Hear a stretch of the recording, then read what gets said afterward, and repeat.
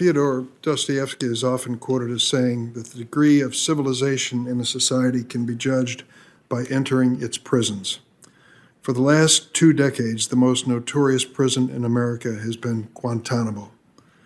We know it today, and we knew it when the Senate Judiciary Committee held its first hearing on closing the detention center at Guantanamo in 2013, 8 years and 3 administrations ago. I chaired that hearing as chairman of the Subcommittee on Constitution, Civil Rights, and Human Rights. At the time, many senior military officials, national security experts, and lawmakers on both sides of the aisles agreed that it was far past time to close Guantanamo Bay. It saddens me that this hearing today is even necessary. The story of Guantanamo is a story of a nation that lost its way. It is a story of unspeakable abuse and indefinite detention without charge or trial, elements that are just counterintuitive when you consider our constitutional values. And it's a story of justice delayed and denied again and again and again, not only for detainees, but also for the victims of 9/11 and their loved ones. Before we get started, I'd like to share some of these stories with the following video. First, I'd like to end Guantanamo. I'd like it to be over with. If it was up to me, I would close Guantanamo, not tomorrow, but this afternoon. I'd close it. What is the moral superiority of the United States of America if we torture prisoners? According to President Bush, by his second term, the detention facility had become a propaganda tool for our enemies and a distraction for our allies. 42 retired military leaders wrote the leadership of the Senate Armed Services Committee and forcefully argued for the closure of this facility, stating that there is near unanimous agreement from our nation's top military, intelligence, and law enforcement leaders.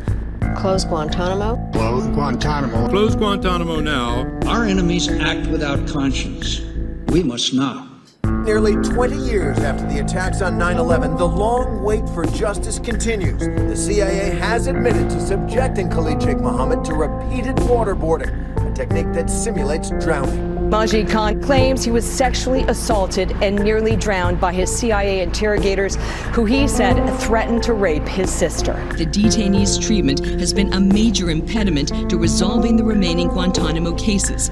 In his statement, Khan also cast doubt on the effectiveness of the CIA program. Nothing the interrogators were doing was effective. Whenever I was being tortured, I told them what I thought they wanted to hear. For the survivors and family members of the victims, it's a process that has taken far too long. Justice delayed is justice denied, and now we're 20 years later with no justice. My son gave his life, and it does not honor him that we violate our Constitution in retaliation for what happened on September 11th. We have a Constitution, we have a Bill of Rights, and it applies to all persons. The stories of torture that have come out of Guantanamo and CIA black sites around the world are shocking and shameful. One detainee, whom we saw in the video, Majid Khan, recently testified during his sentencing hearing before a jury of high-ranking, active-duty U.S. military officials. During his testimony, Mr. Khan detailed the torture that he suffered at the hands of the United States government, including waterboarding and sexual abuse. When Mr. Khan's testimony concluded, 7 of the 8 jurors signed a handwritten letter recommending clemency. Now make no mistake, Mr. Khan should be held accountable for his actions. But as the members of the jury wrote eloquently, and I quote, Mr. Khan has been held without the basic due process under the U.S. Constitution.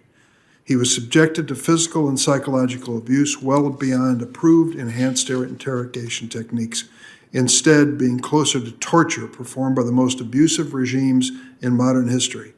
This abuse was of no practical value in terms of intelligence or any other tangible benefit to U.S. interest. I might note, as I said earlier, 7 of 8 jurors wrote this handwritten letter to the court.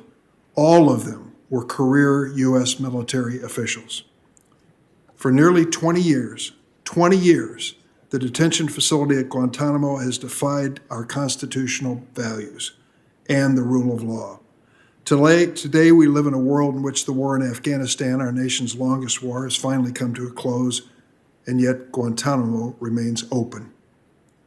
39 detainees remain, and more than 2/3 of them have never been charged with a crime. Let that sink in. 2/3 have never been charged in 20 years. How can that possibly be justice? The other 12 detainees are in a military commission system that has failed time and again, in sharp contrast to our criminal justice system. For instance, the case against alleged 9/11 co-conspirators who were detained in Guantanamo has never gone to trial more than 20 years after the attack. There is no end in sight for these military commissions. They will not provide justice or closure that the families of those who died on 9/11 deserve. At the same time, since 9/11, the Department of Justice has successfully prosecuted nearly 1,000 individuals on terrorism-related charges, and they have been securely detained by the Federal Bureau of Prisons. We can and we must do better.